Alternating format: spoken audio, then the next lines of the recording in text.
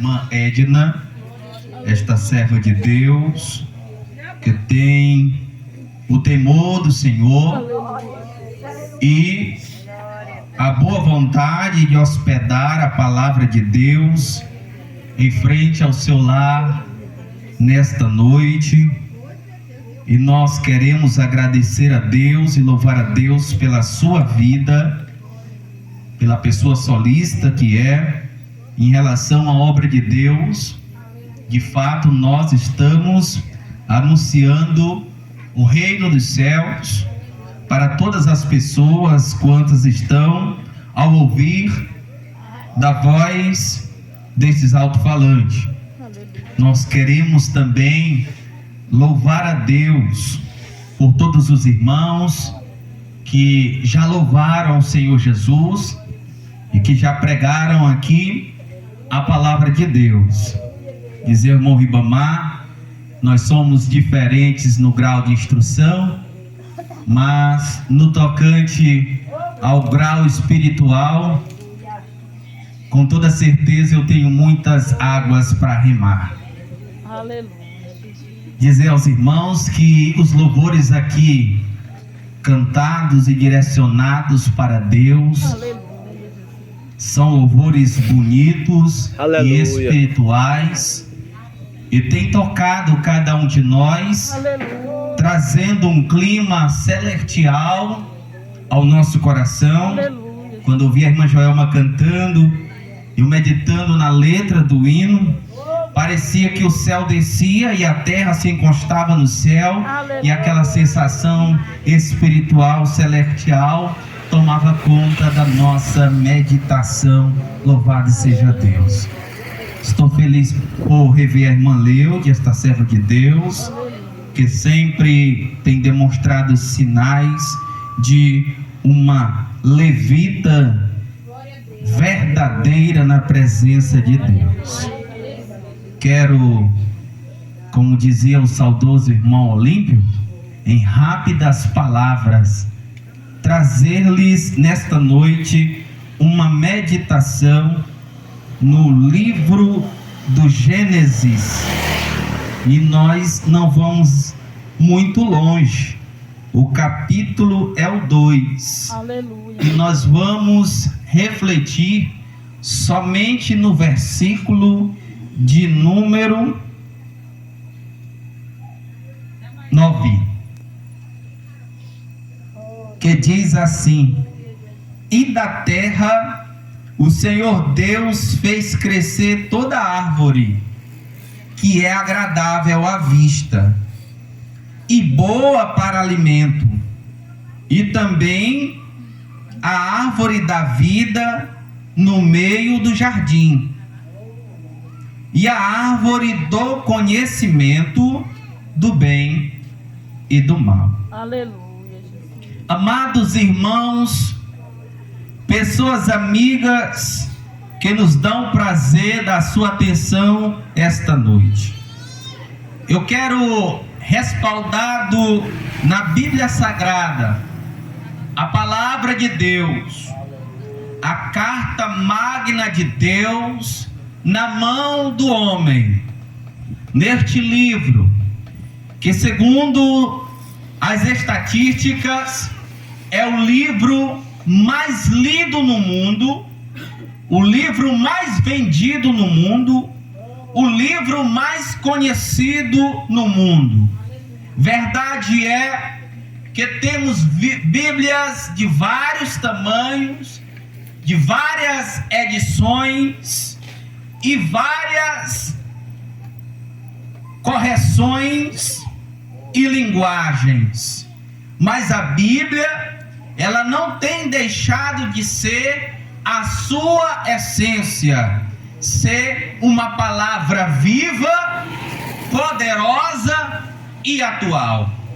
E talvez por isto alguém tenha pensado ser mera coincidência quando ele abre a Bíblia e se dá conta de que aquilo que ele está lendo é exatamente aquilo que ele está vivendo ou passando.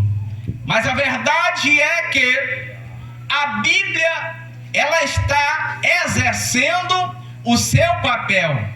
Apesar de ser Bíblia há mais de 2000 anos, a Bíblia, ela é atual, a Bíblia se cumpre na atualidade.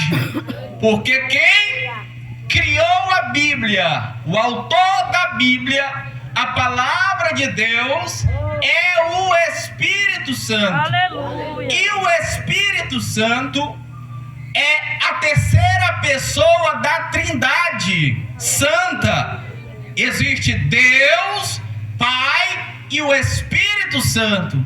E o próprio Filho, Jesus Cristo, Aleluia, disse que o Espírito Santo vos lembrará de todas as coisas que eu vos tenho dito.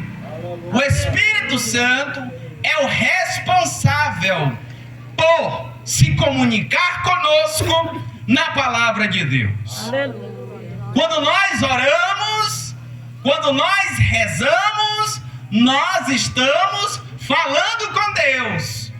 Mas quando nós abrimos a Bíblia, é Deus que está falando conosco. Nesta noite, Deus, através da Bíblia, a palavra, está na rua do grupo, falando com você. O próprio Deus disse: eu estou na minha palavra e velo para a cumprir. Glória a Deus. Louvado seja o nome santo do Senhor.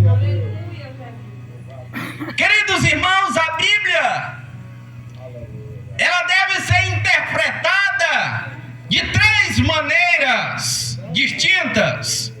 A primeira, a Bíblia tem passagens que devem ser interpretadas de forma simbólica.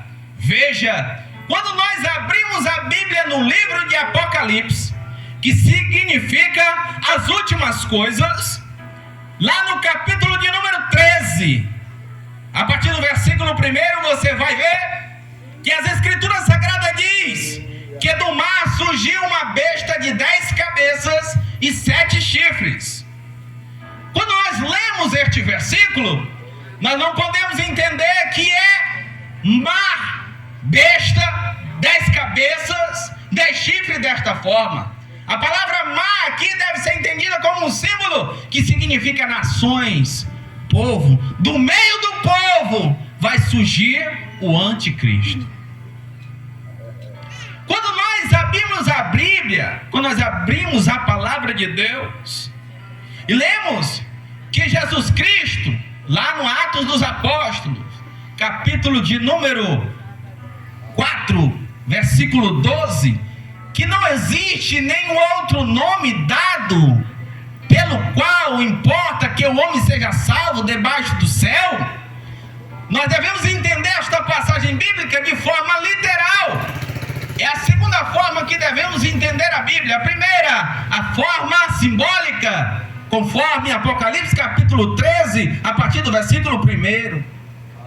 A segunda forma, de forma literal, conforme Atos dos Apóstolos, capítulo de número 4, versículo de número 12. Quando a palavra está dizendo no nome de Jesus Cristo, quer dizer que não existe nenhuma outra pessoa dentro do cenário religioso bíblico, sejam eles personagens importantes como os apóstolos, nenhum destes podem ter o poder de salvar, ou um nome tão forte com poder de salvar, como o nome de nosso Senhor e Salvador Jesus Cristo.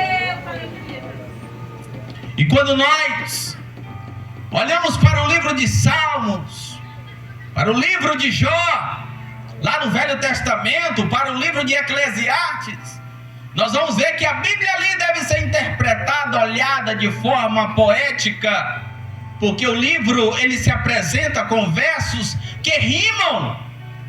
Então a Bíblia nessas 3 óticas, ela deve ser analisada.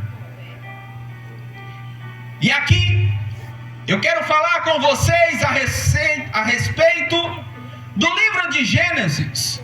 O livro de Gênesis, ele é um dos 5 primeiros livros da Bíblia, chamado de Pentateuco, escrito por Moisés, mas com significado de início, não quer dizer que foi o primeiro livro a ser escrito.